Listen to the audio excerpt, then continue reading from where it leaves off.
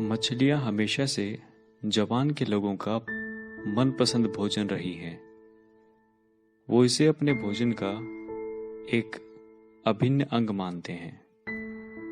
ताज़ी मछलियों का स्वाद उन्हें बहुत पसंद है, लेकिन समुद्र के किनारे पर मछलियों की कमी के कारण मछुआरों को समुद्र के बीच जाकर मछलियां पकड़नी पड़ती हैं। शुरुआती दिनों में जब मछुआरे मछलियां पकड़ने के लिए बीच समुद्र जाते और जब मछली पकड़कर वापस आते तो बहुत देर हो जाती थी और इस वजह से मछलियां बासी हो जाती। यह उनके लिए एक बड़ी समस्या बन गई, क्योंकि लोग बासी मछलियां खरीदने से कतराते थे। इस समस्या के निपटारे के लिए मछुआरों ने अपनी बोट में फ्रीजर लगवा लिया। वो मछलियां पकड़कर उस फ्रीजर में डाल देते। इससे मछलियां लंबे समय तक ताजी बनी रहती।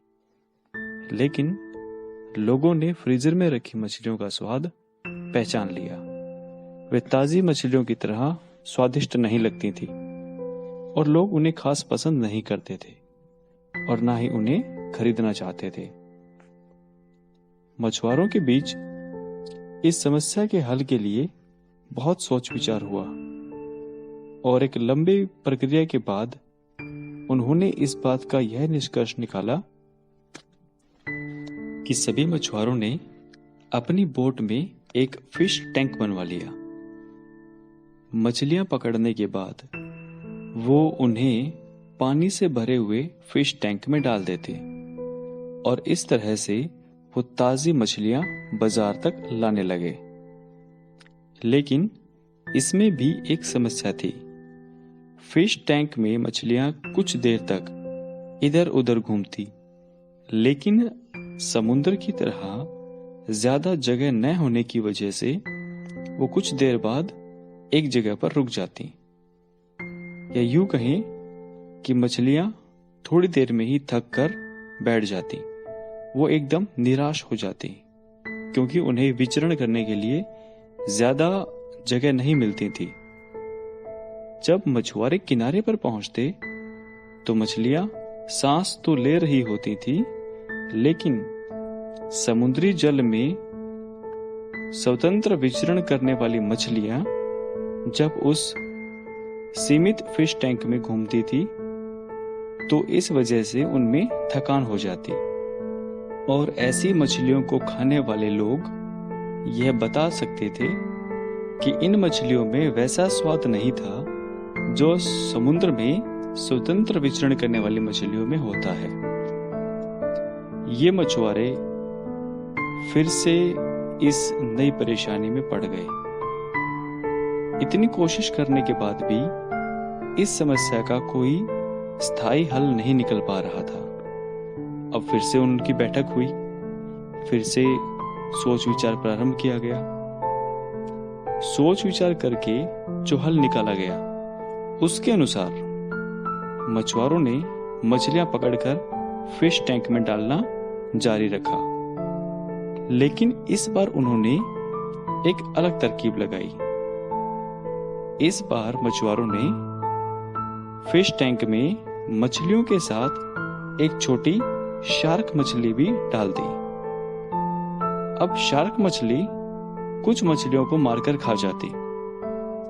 इससे मछुआरों को थोड़ा नुकसान तो जरूर होता, लेकिन बाकी मछलियां जिन्हें मछुआरे लेकर किनारे तक आते, उन मछलियों में स्फूर्ति और ताजगी बनी रहती।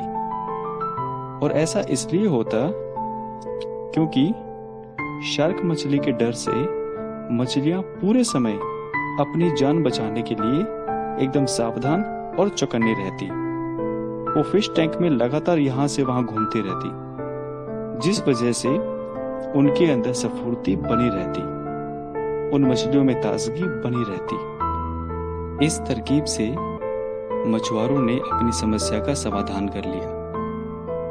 तो दोस्तों, इस कहानी का यही मतलब निकलता है कि जब तक हमारी जिंदगी में शार्क जैसी कोई चुनौती नहीं आती, तब तक हमारा जीवन टैंक में पड़ी हुई मछलियों की तरह होता है, एकदम बेजान और एकदम नीरस।